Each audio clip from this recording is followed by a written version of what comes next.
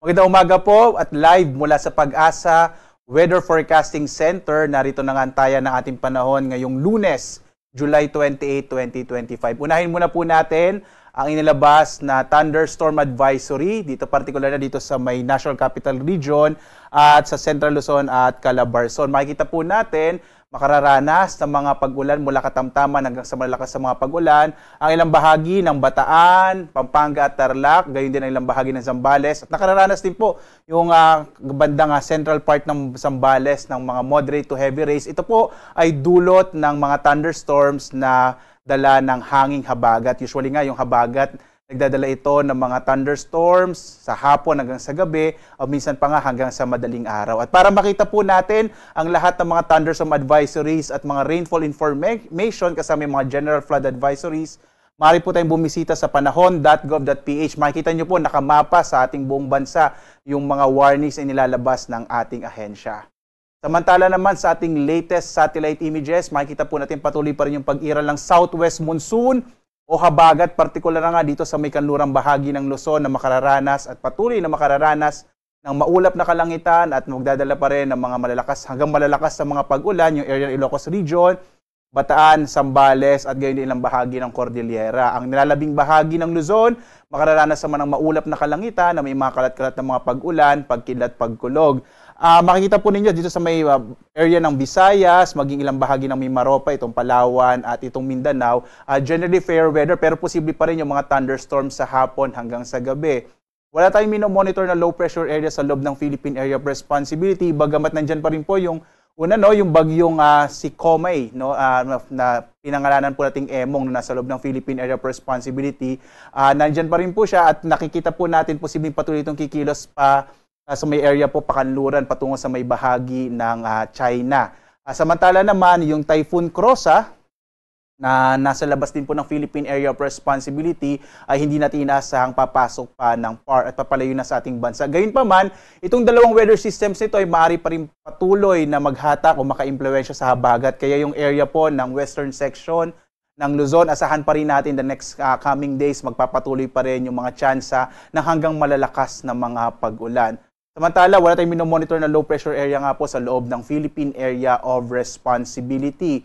Samantala, ngayong araw po ay State of the Nation address ng ating Pangulo at inaasahan natin malaki pa rin yung tsansa ng mga pag-ulan hanggang malalakas ng mga pag-ulan base sa inilabas nating weather advisory. Partikular na nga sa Ilocos Region, particular na po dito sa Zambales at sa Bataan. Sa Metro Manila, kung saan nga gaganapin ang zona ng ating Pangulo, generally ay maulap pa rin yung kalangitan sa araw na ito na may mga light to moderate rains. Mas malaki po yung tsansa ng mga pag-ulan hanggang sa kung minsan malalakas sa mga pag-ulan sa hapon hanggang sa gabi.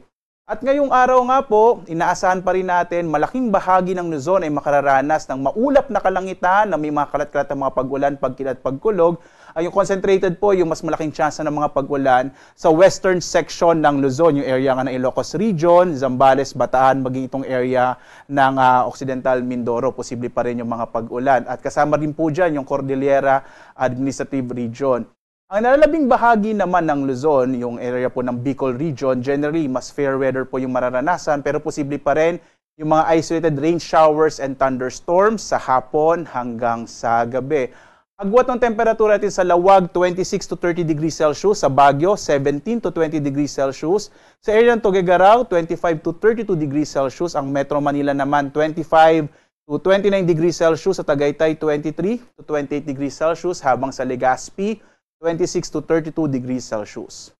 Dumako tayo sa Palawan, Visayas at Mindanao. Makikita po natin dito sa area ng Palawan, mga isolated rain showers and thunderstorms ang mararanasan. Yung agwat ng temperatura dito sa may area ng Calayan Islands, 24 to 31 degrees Celsius. Sa Puerto Princesa naman, 24 to 31 degrees Celsius.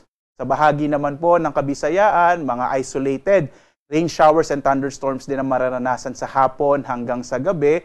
Yung agwat ng temperatura sa Iloilo, 26 to 32 degrees Celsius. Sa Cebu, 27 to 33 degrees Celsius. Habang sa Tacloban, 27 to 34 degrees Celsius. Habang ang malaking bahagi po ng Mindanao, medyo mainit na panahon yung mararanasan, bagamat posible din yung mga thunderstorms sa hapon hanggang sa gabi.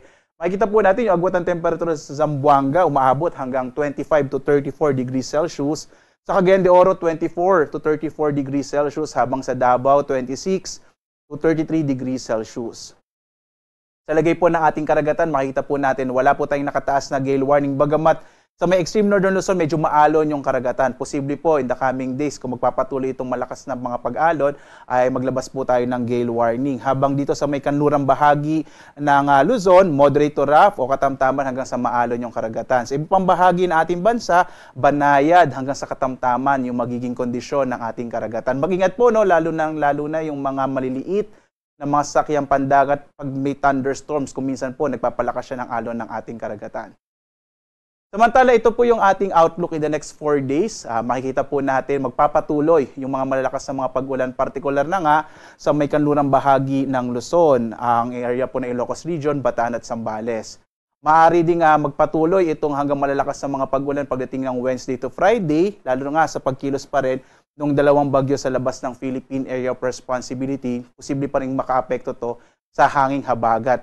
Partikular na yung area ng Ilocos Region, Cordillera at maging sa may area ng Cagayan Valley Region. Habang ang nalalabing bahagi ng ating bansa, the coming days, mababawasan na po yung mga pag-ulan. Mas makikita na natin ang haring araw dito sa may area ng Luzon. Habang ang Visayas at Mindanao, asahan pa rin po yung mga isolated rain showers and thunderstorms.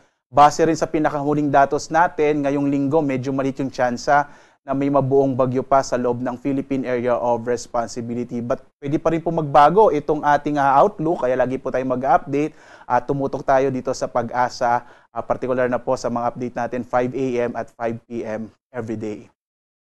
Samantalang ang araw ay sisikat, ganap na 5:38 ng umaga at lulubog, ganap na 6:27 ng gabi.